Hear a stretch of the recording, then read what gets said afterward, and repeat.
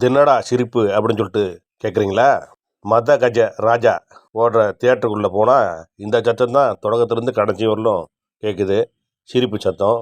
படத்தை இயக்கி இருக்கிறது சுந்தர்சி. விஷால், சந்தானம், சோனு சூட், லொல்லு சபா சுவாமிநாதன், மனோபாலா, மணிவண்ணன், சடகோபன் ரமேஷ், நிதின் சத்யா அப்படின்னு சொல்லிட்டு படத்தில் பெரிய பட்டாளமே நடிச்சிருக்கு. இந்த படத்தை 15 வருஷத்துக்கு முன்னே எடுத்தாங்க அப்படின்னு சொல்கிறாங்க. பல்வேறு பிரச்சனை காரணமாக இந்த படம் ரிலீஸ் ஆகிறதுல பெரிய தாமதம் ஏற்பட்டு போய் இந்த பொங்கல் தினத்தில் ரிலீஸ் ஆகிருக்கு. பொங்கல் தினம் 3 நாள் கொண்டாடப்படுது. பொங்கல், காணும் பொங்கல், மாட்டு பொங்கல் அப்படின்னு சொல்லிட்டு 4வது பொங்கலாக ஒரு சிரிப்பு பொங்கலையும் அதோடு சேர்த்துக்கலாம். அதுதான் மத கஜ ராஜா. விஷாலுக்கு மொத்தம் 3 நண்பர்கள். சந்தானம், நிதின் சத்யா, சடகோபன் ரமேஷ். இவங்க 4 பேரும் கிராமத்தில் நடக்கிற ஒரு கல்யாணத்துக்கு கடந்து வர்றாங்க. அந்த கல்யாணத்தில் ஒரு சின்ன சிக்கல் நடக்குது. அந்த சிக்கலை விஷால் சாதுரியமாக தீர்த்து வைக்கிறாரு. அதே ஊரில் ஒரு சின்ன வயசு கூட்டம் இருக்குது. சின்ன வயசில் விஷால் கோஷ்டிக்கிட்ட ரேஸில் தோற்றதுனால 40 வயசில் ரேஸ் ஓடி ஜெயிக்கணும் அப்படின்னு சொல்லிட்டு பந்தயம் கட்ட சொல்கிறாங்க. அந்த பந்தய ஓட்டமும் ஒரு சுவாரஸ்யமாக படமாக்கப்பட்டிருக்கு. இந்த சிக்கல்லாம் ஓரளவுக்கு முடிஞ்ச உடனே புதிய சிக்கலை டைரக்டர் கொண்டு வராரு. நிதின் சத்யாவுக்கும் சடகோபன் ரமேஷனுக்கும் ஒரு பொது எதிரி இருக்காங்க. அந்த பொது எதிரி தான் சோனு சூட்.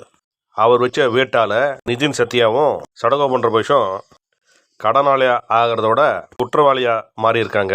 விஷயத்தை கேள்விப்பட்ட விஷால், அவன் யார உங்களை இந்த நிலைக்கு கொண்டு வந்துவான், அவனை ஒரு கை பார்க்குறேன் அப்படின்னு சொல்லிட்டு ஊரை விட்டு புறப்பட்டு சென்னைக்கு வராரு விஷால். ஆள் பலம், அதிகார பலம், பணபலம் அப்படின்னு சொல்லிட்டு எல்லாத்திலையும் பெரிய ஆளாக இருக்கிற சோனு சூட்டுக்கிட்ட தனி ஆளாக விஷால் மோதி எப்படி அவரை நடுத்தரவுக்கு கொண்டு வந்து தன்னோட நண்பர்களை சிக்கல்லேருந்து மீட்கிறாரு அப்படின்றதான் மீதி கதை. கதை கேட்டாச்சுன்னா பெருசாக ஒன்றும் இருக்காது. ஆனால் எல்லா சீன்லேயுமே சிரிப்பு இருக்குது. படத்துக்கு மெயினே கதையை விட சிரிப்பு தான் முக்கியம். இதைத்தான் இயக்குனர் சுந்தர்சி இந்த படத்தில் ஃபார்முலாவாக வச்சிருப்பார் போலுக்கு. பெரும்பாலான சீன், கிட்டத்தட்ட 80% சீனில் சிரிப்பு தான் கொடி கட்டி பறக்குது. அந்த சிரிப்பு இப்படி இருக்குது, இந்த சிரிப்பு அப்படி இருக்குது அப்படின்னு சொல்லிட்டு தான் விளக்கி சொல்ல முடியாது. ஏன்னா எல்லாமே ஆக்ஷன் காமெடிகள். இதெல்லாம் தியேட்டரில் போய் உட்காந்து பார்த்தா தான் சீட்லேருந்து நம்ம எம்பி குதித்து சிரிக்க முடியும். படத்தை தனியாக பார்க்குறத விட குடும்பத்தோடு பார்க்குறது ரொம்ப பெட்ரு. கொண்டாட்டி கோச்சிட்டு இருந்தாலும், புள்ள கோச்சிட்டு இருந்தாலும், அல்லது புருஷன் கோச்சிக்கிட்டு இருந்தாலும் இந்த படத்தை பார்த்தோன்னே மனசு லேசாகி எல்லோரும் ஹோட்டலுக்கு போய் சாப்பாடு சாப்பிட்டுட்டு தான் வீட்டுக்கு போவாங்க. அந்த அளவுக்கு ஒரு தரமான சிரிப்பு படமாக கலகலப்பாக கொடுத்துருக்காரு இயக்குனர் சுந்தர்சி. சந்தானம் ஹீரோவாக நடித்தப்புறம் பெரிய ஹீரோக்களோட சேர்ந்து சிரிப்பு காட்சியில் நடிக்கிறது கிடையாது. தனியாக சோலோ ஹீரோவாக நடிப்பார். அதுலேயே சிரிக்க வைப்பார். சிரிக்க வைக்கிறதுக்காக கூடவே 4-5 காமெடியன்களை வச்சுக்குவார். ஆனால் இந்த படம் அவர் ஹீரோவாக நடிக்கிறதுக்கு முன்னே நடித்த படம். அப்படி இருந்தாலும் முழுக்க முழுக்க அவரே இறங்கி சிரிக்க வச்சிருக்காரு. சந்தானம் அடிக்கிற ஒவ்வொரு கமெண்ட்டுக்கும் தலை தெறிக்க சிரிக்க வேண்டியிருக்கு. இடைவேளைக்கு முன்ன வர சந்தானம் அடிக்கிற காமெடிக்கு பஞ்சமில்லை. செகண்ட் ஹாஃப்னு போயாச்சுன்னா அங்கே மனோபாலா கூட சேர்ந்துக்கிறாரு. அதுக்கப்புறம் தியேட்டரே அல்லோகல்ல படுற அளவுக்கு சிரிப்பால் குலுங்குது தியேட்டர். குறிப்பாக மனோபாலா டெட் பாடி ஆன பிறகு அவரை விஷாலும் சந்தானமும் தூக்கிட்டு சோனு சூட்டுக்கிட்ட வர்றப்போ நடு ரோட்டில் நடக்கிற அவ்வளவு காட்சிகளும் பறந்து சிரிக்க வைக்குது. படத்தில் கவர்ச்சிக்கு பஞ்சம் இல்லை. காரணம், அஞ்சலியும் வரலட்சுமியும் தாராளமாக கவர்ச்சி காட்டியிருக்காங்க. இளவட்டங்களுக்கு விருந்து படைச்சிருக்காங்க. கவர்ச்சியாக இருந்தாலும் அருவருப்பாக இல்லாதது தான் இதில் ப்ளஸ் பாயிண்ட்டு. இந்த படத்தில் இன்னொரு ஹைலைட்டு என்னென்னா, விஷால் சொந்த குரலில் பாட்டு பாடியிருக்காரு.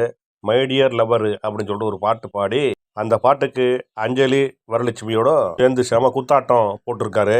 ஏற்கனவே மத கஜ ராஜா ப்ரீ ரிலீஸ் ஈவெண்ட்டில் விஷால் கலந்துக்கிட்டாரு. அப்போ பேசும்போது, இனிமேல் வாழ்க்கையில் ஒருத்தன் பாட்டே பாடக்கூடாது, அப்படியாப்பட்ட ஒருத்தனை பிடிச்சிதான் இந்த படத்தில் பாட்டு போட வைக்கணும் அப்படின்னு சொல்லி என்ன பாட வச்சாங்க. இந்த பாட்டை கேட்டிங்கன்னா நீங்களாம் அதிர்ச்சி ஆகிடுவீங்க. இனிமேல் இவன் வாழ்க்கையில் பாட்டே பாடக்கூடாது அப்படின்னு சொல்லிட்டு எல்லாருமே சாபம் கொடுப்பீங்க அப்படின்னு சொல்லிட்டுலாம் சொன்னார். ஆனால் அந்த அளவுக்கு மோசமாலாம் இல்லை. விஷால் பாடுற பாட்டு நல்லா கேட்க முடியாத தான் இருக்குது. குரல் கூட ரொம்ப சாஃப்டாக இருக்குது.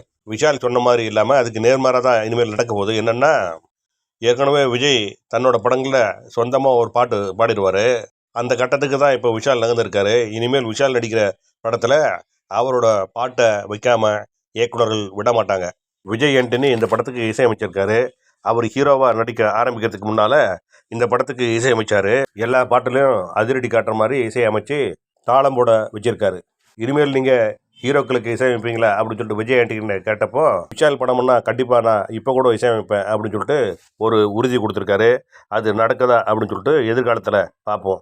இதோட இன்னொரு விஷயம் என்னன்னா, விஷாலும் விஜய் ஆண்டனியும் காலேஜில் ஒன்றா படித்தவங்க அப்படின்றது சமீபத்தில் தெரிய வந்த விஷயம்.